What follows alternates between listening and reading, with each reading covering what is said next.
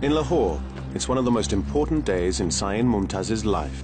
18-year-old Saeem is battling a mysterious condition that has caused his head to grow out of control. It's a potentially life-threatening condition, as Saeem worries his neck might snap from the increasing weight of his head. Today, for the first time, he's to be examined by a team of medical experts. It's a big and wonderful day for us. All the senior doctors at the hospital will see Saeem today. They will examine him with their big machines. God will guide us today. Dr. Kirk is a clinical geneticist from the Sydney Children's Hospital. He's arranged a series of tests to be conducted by the local medical team.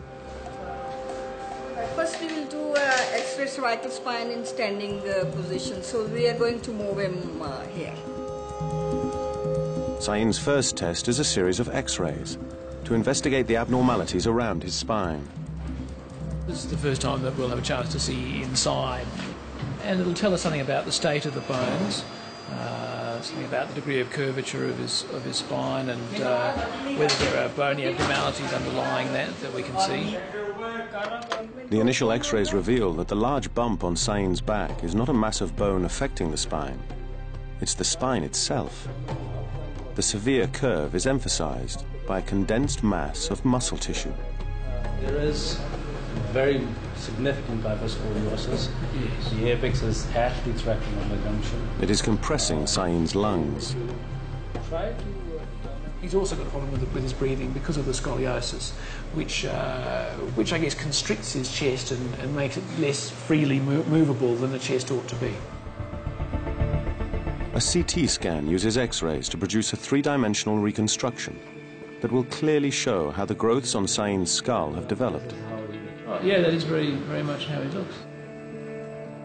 On the surface, Saeem resembles someone with Proteus syndrome, the same condition as Joseph Merrick, also known as the Elephant Man. But it's when the skin is stripped away by the scan that the difference becomes clear. This is abnormal bone that's grown over the top. Saeem's growths are remarkably symmetrical when compared with the asymmetry of Joseph Merrick's. These are really not the radiological changes associated with Proteus syndrome, are they? No, I don't think they are supportive of that. So I think we can really rule out Proteus syndrome as a diagnosis in this man, can't we? Dr. Kirk is finally able to confirm that Saeem does not have Proteus syndrome. But, frustratingly, his condition doesn't seem to fit with any other overgrowth syndrome either. The CT scan next reveals some reassuring news for Saeem. Just disregard all this around it. Yeah. This is normal. Yes. It's essentially grown onto the outside of what would have otherwise been a relatively normal skull.